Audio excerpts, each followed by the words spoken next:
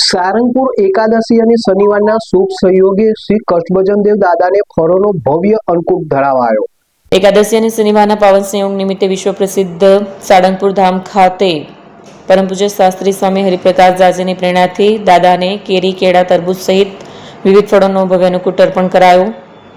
આ પ્રસંગે દાદાનો દિવ્ય અને મનોહર શણગાર કરવામાં આવ્યો। 5:30 કલાકે પૂજારી સ્વામીના હસ્તે મંગળા આરતી, 7 કલાકે કોઠારી વિવેક સાગર દાસજી સ્વામીના હસ્તે શણગાર આરતી કરાઈ હતી। એકાદશીના પવિત્ર અવસરે હજારો ભક્તોએ દાદાના દિવ્ય દર્શન કરી ધન્યતા અનુભવી।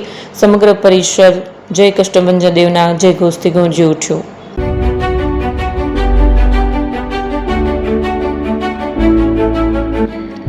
છાસવાલા આવી ગયા છે હવે પ્રાંતિજમાં। પ્રાંતિજ તથા તાલુકાના લોકોને હવે અમદાવાદ, ગાંધીનગર કે પછી હિંમતનગર સુધી લાંબા નહીં થવું પડે। ઘરઆંગણે જ છાસવાલા આવી ગયા।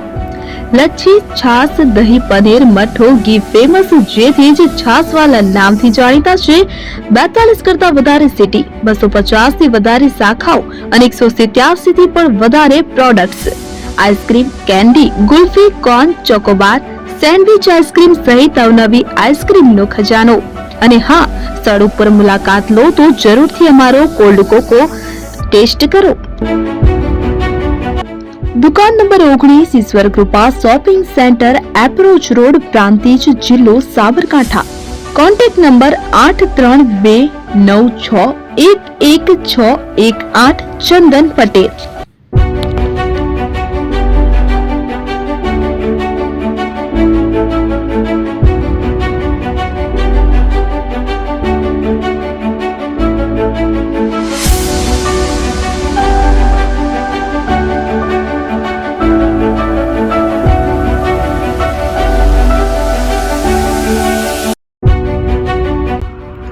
એપી જ્વેલર્સ સાબરકાંઠા અરવલ્લી જિલ્લાનો વિશાળ એકમાત્ર શોરૂમ પ્રાંતિજ ખાતે આવેલ છે। હવે સોના ચાંદીના શોખીનોને અમદાવાદ, બરોડા, સુરત કે મુંબઈ સુધી લાંબા નહીં થવું પડે। ઘર આંગણે જ વિશાળ showroom. Gold, silver, antique, diamond ખરીદવા માટે વિશ્વાસપાત્ર શોરૂમ એટલે એપી જ્વેલર્સ। સુવર્ણ દીપોત્સવ તથા 60 વર્ષની ઉજવણી નિમિત્તે દાગીનાની ગળામણ પર ભારી છૂટ। જૂના અને જાણીતા છેલ્લા 60 વર્ષથી પેઢી કાર્યરત હવે નવા રંગમાં અદ્યતન શોરૂમ એટલે એપી જ્વેલર્સ। સોના ચાંદીની વધારે અવનવી વેરાયટીઓ, ડિઝાઇન હાજર સ્ટોકમાં એકમાત્ર એપી જ્વેલર્સમાં જ જોવા મળશે।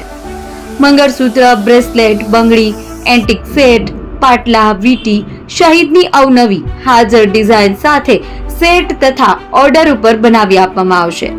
તો આજે જ એપી જ્વેલર્સ શોરૂમની મુલાકાત લો અને મનગમતા દાગીના ખરીદો।